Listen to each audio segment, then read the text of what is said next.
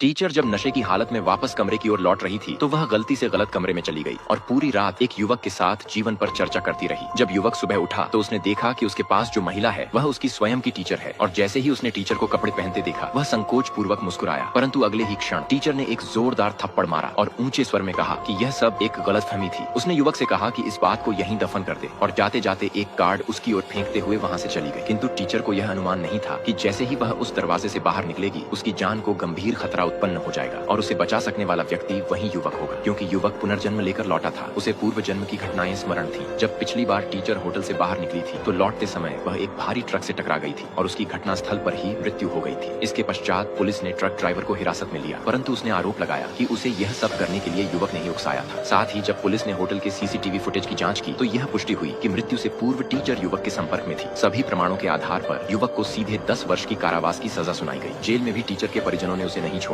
उन्होंने अंदर रहकर उसे हर प्रकार से प्रताड़ित किया। बड़ी कठिनाई से जब वह जेल से बाहर निकला तो तुरंत ही एक वाहन ने उसे टक्कर मार दी, जिससे उसकी दूसरी बार मृत्यु हो गई। यह अन्यायपूर्ण परिस्थिति युवक को भीतर तक झकझोर गई, लेकिन जब उसने पुनः आंखें खोली तो वह एक बार फिर पूर्व स्थिति में लौट चुका था। इस बार उसने निश्चय किया कि वह पहले जैसी त्रासदी को दोहराने नहीं देगा, इसलिए वह तत्क्षण दौड़कर बाहर गया। परंतु टीचर ने जब देखा कि वह उसका पीछा कर रहा है तो उसने उसे अनदेखा करते हुए वाहन स्टार्ट किया और जाने लगी। युवक ने साहस पूर्वक उस गाड़ी के आगे खड़े होकर उसे रोका। यह दृश्य देख टीचर भयभीत हो गई और क्रोधित होकर नीचे उतरी और युवक से प्रश्न किया कि यह सब कब तक चलेगा। युवक ने स्पष्ट किया कि यदि वह हट गया तो टीचर की मृत्यु निश्चित है। उसने उसे लेकर उस स्थान पर पहुंचाया जहां पूर्व जन्म में दुर्घटना घटी थी, किंतु कुछ समय तक कोई घटना नहीं घटी, जिससे टीचर ने गाड़ी रोकने का आग्रह किया, परंतु युवक नहीं रुका। टीचर ने घबराकर स्टीयरिंग छीनने का प्रयास किया और इसी बीच एक बड़ा ट्रक सामने से आ गया। युवक ने तीव्र बुद्धि से काम लेते हुए गाड़ी को तीव्र गति से मोड़ा और टक्कर को टाल दिया, परंतु उसका स्वयं का सिर जरूर चोटिल हो गया। तभी टीचर को यह झांक हुआ कि उसने युवक पर जो संदेह किया था वह पूर्णतः अनुचित था। असली कहानी